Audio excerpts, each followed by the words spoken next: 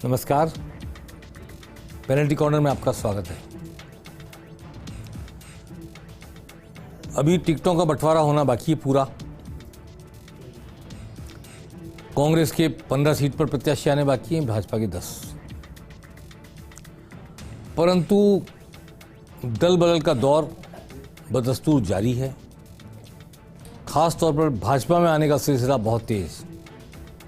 सत्तारूढ़ पार्टी राजस्थान में भी, केंद्र में भी सत्तारूढ़ पार्टी, डबल इंजन की सरकार, और फिर केंद्र में जीतने की पूरी उम्मीद, और 5 साल रहेगी भजनलाल सरकार। तो एक सहज आकर्षण है, खींच रही है चुंबक की तरह भाजपा लोगों को। आज भारतीय जनता पार्टी में विक्रम गुर्जर शामिल हुए, जो हनुमान बेनीवाल की पार्टी से देवली से लड़े थे। विक्रम गुर्जर पहले कांग्रेस में थे और कॉलेज एजुकेशन के ज़माने से, कॉलेज एजुकेशन से निकले हुए लेक्चरर थे, नेता थे कांग्रेस के, काफ़ी अच्छे, प्रभावशाली। परंतु वहाँ ज़्यादा कुछ इन्हें हासिल नहीं हुआ इस राजनीति के चलते। विक्रम गुर्जर ने रालोपा से विधानसभा चुनाव लड़ा था। आज उन्होंने लोकसभा चुनाव से पहले भाजपा की सदस्यता ग्रहण कर ली। एक और इम्पोर्टेंट, रामलाल मेघवाल, पूर्व विधायक जालौर के। इस मौके पे अरुण चतुर्वेदी तो मौजूद थे ही ज्वाइन कराने वालों में, लेकिन सबसे इम्पोर्टेंट मौजूदगी थी जोगेश्वर गर्ग की, जो मुख्य सचेतक हैं राज्य विधानसभा में सरकारी पक्ष के।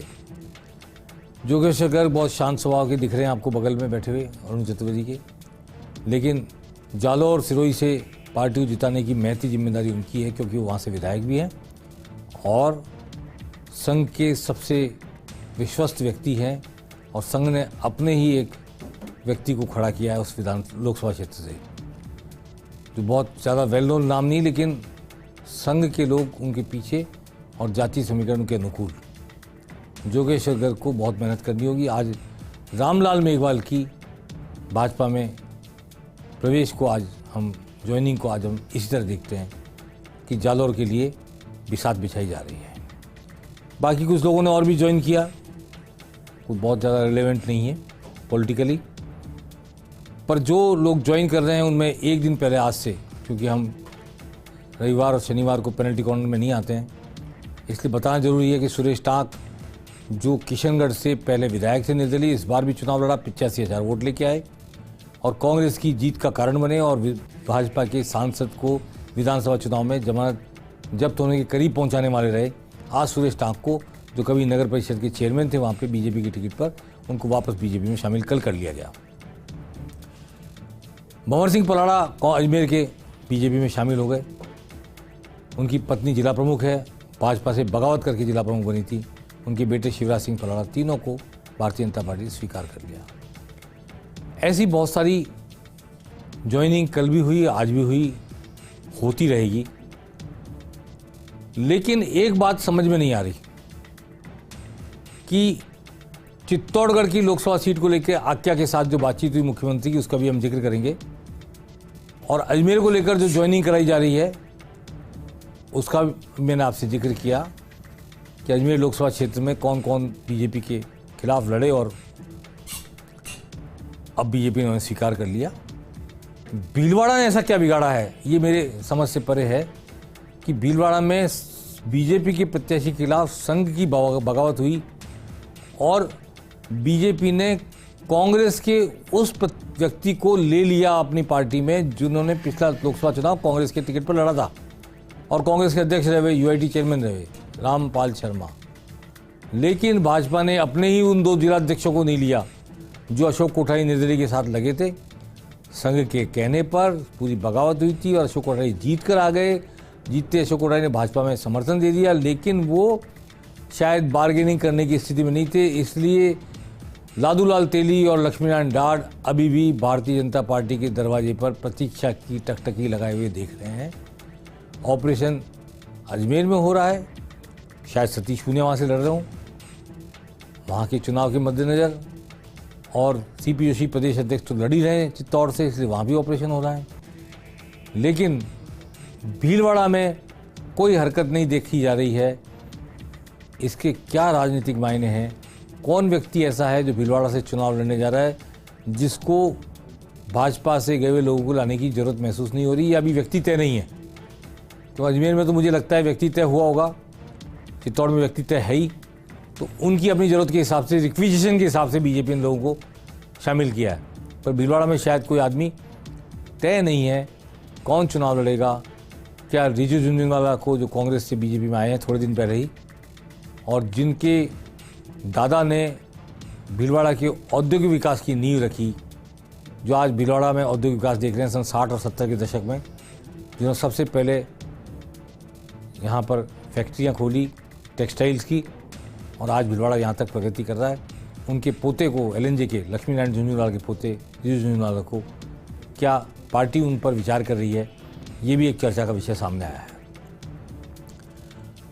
चर्चा में तो बहुत सी बातें अभी आएंगी, जैसे कि टोंक सवाईमाधोपुर से क्या अलका गुजर को टिकट दिया जा रहा है।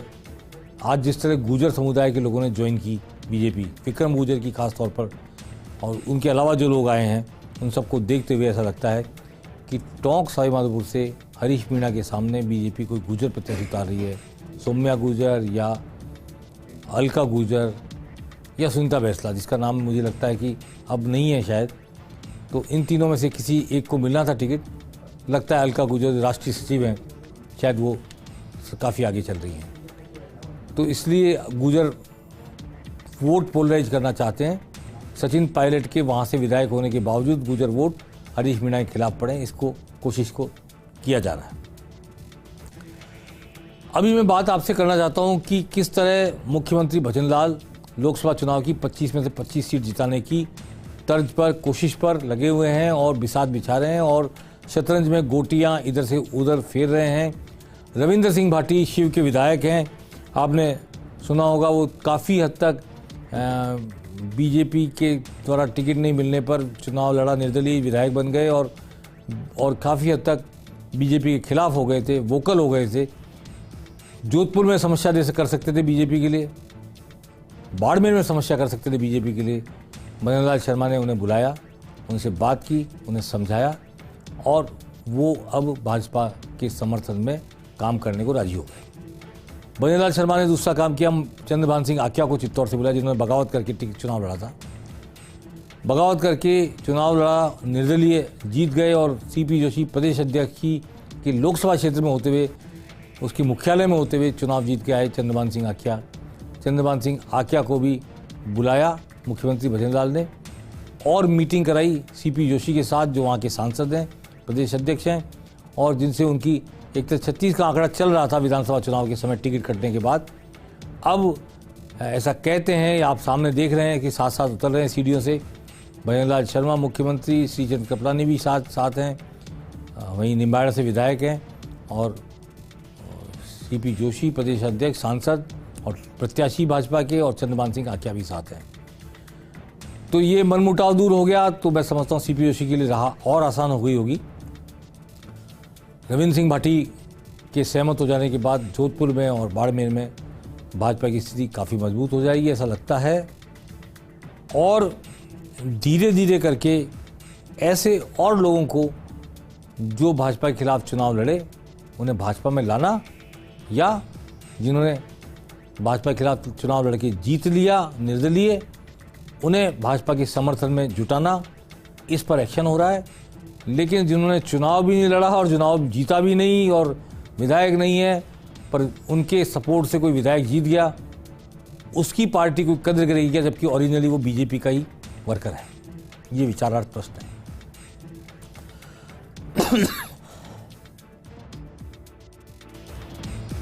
सियासत की गलियारों में एक आवाज, एक कानाफूसी चल रही है, आवाज तो नहीं कहना चाहिए, हाड़ौती के एक बड़े भाजपा लीडर के कांग्रेस में जाने की बात है। और ऐसा माना जा रहा है कि वो कांग्रेस में चले जाएंगे और कल परसों में कांग्रेस से उनका नाम कोटा की सीट से अनाउंस हो जाएगा चुनाव लड़ने के लिए लोकसभा का।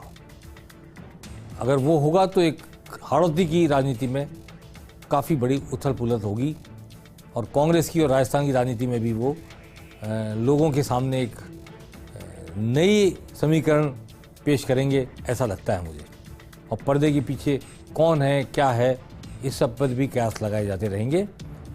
ऐसी कोई घटना कल या परसों में पेश नज़र आ सकती है हम सबके कि भाजपा का एक बड़ा नेता कांग्रेस पे चला जाए और कोटा से कांग्रेस के टिकट पर चुनाव लड़े। आज लोकसभा चुनाव के लिए मंत्रियों को जिम्मेदारी दी गई, कई मंत्रियों को जिम्मेदारी दी जा रही है, कॉन्स्टिट्यूंसी दी जा रही है। भजनलाल शर्मा ने अपनी टीम के सभी साथियों को जिम्मेदारी देना शुरू किया है और जाबर सिंह खर्रा को सीकर, झुंझुनू और जयपुर ग्रामीण 3 जाट डोमिनेटेड सीट, किसान डोमिनेटेड सीट जाबर सिंह खर्रा को उनकी जिम्मेदारी दी है। जयपुर ग्रामीण में भी कौन प्रत्याशी होगा ये स्पष्ट नहीं है।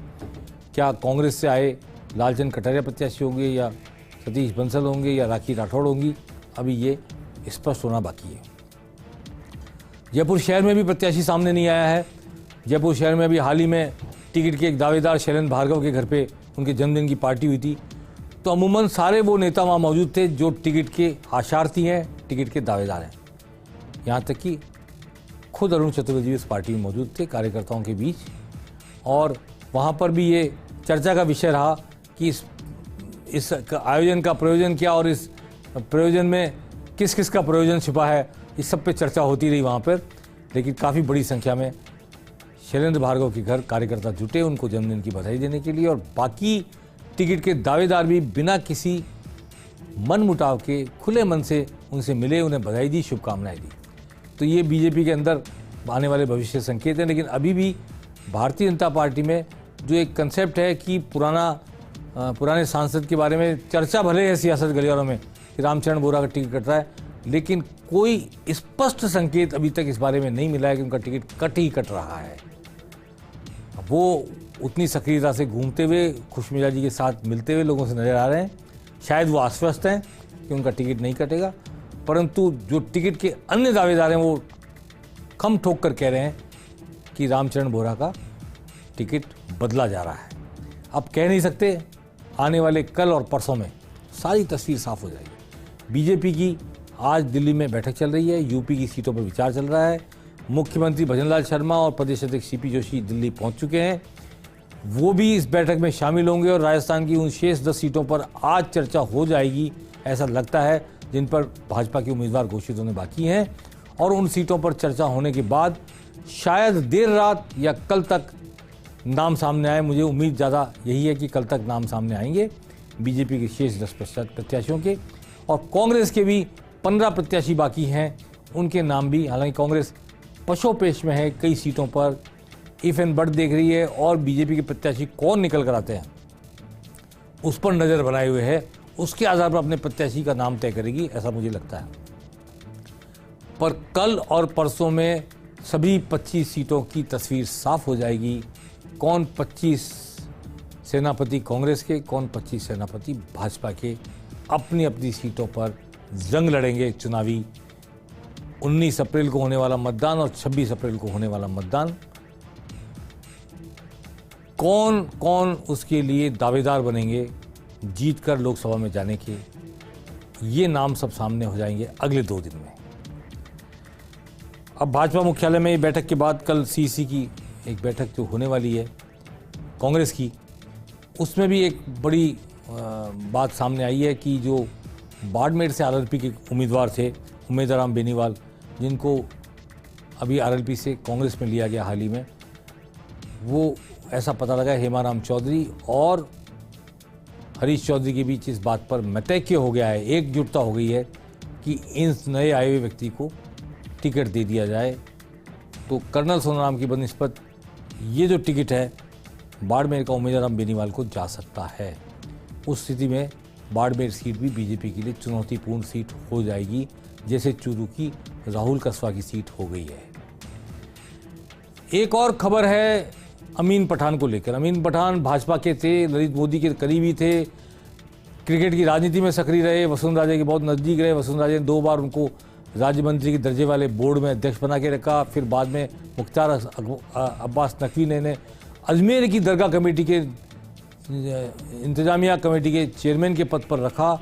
लंबे समय तक उन्होंने भाजपा की सत्ता के द्वारा काफ़ी बड़ा हिस्सा अपने पक्ष में समर्थन का प्राप्त किया, अपने पक्ष में उसके लाभ उठाए। फिर वो टिकट चाहते थे भरतपुर के पास से, वहाँ वो उनको टिकट नहीं मिला क्योंकि किसी मुस्लिम को टिकट देने की भाजपा की नीति नहीं थी 200 सीटों पर। तो जब वो टिकट नहीं प्राप्त कर सके तो कांग्रेस में चले गए, कांग्रेस के महासचिव बन गए। अब उनको सरकारी ज़मीनों पर कब्जा करने, सरकारी ज़मीनों पर मकान बनाने, अपना फार्म हाउस बनाने जैसे कई मामलों में जब कार्रवाई हुई तो सरकारी कर्मचारियों के काम में दखलंदाजी करने के आरोप में गिरफ्तार कर लिया गया और पेश किया गया पुलिस के सामने। अमीन पठान बड़ा नाम है, क्रिकेट की दृष्टि से बड़ा नाम है, राजनीतिक दृष्टि से बड़ा नाम है, बीजेपी छोड़कर कांग्रेस में आ गए इसलिए भी बड़ा नाम हो गया। अब उनके लिए ये राह कठिन हो गई है। आज उनकी जमानत की अर्जी खारिज हो गई, ऐसा अनुमान लगाया जा रहा है कल वो डिस्ट्रिक्ट जज के यहाँ पर जमानत की अर्जी लगाएंगे और वहाँ भी अगर न्याय नहीं मिला तो वो आगे तक लड़ेंगे, सक्षम है। लेकिन ये बड़ी बात है, कल तक अमीन पठान जिस बीजेपी की आँख के तारे थे, जिस बीजेपी ने उन्हें अजमेर के ख्वाजा साहब की दरगाह की इंतजामिया कमेटी का चेयरपर्सन बनाया था, आज पाला बदलने के बाद वो अमीन पठान आँख के कांटे बन गए हैं बीजेपी के लिए, सरकार के लिए। पेनल्टी कॉर्नर में आज बस इतना ही।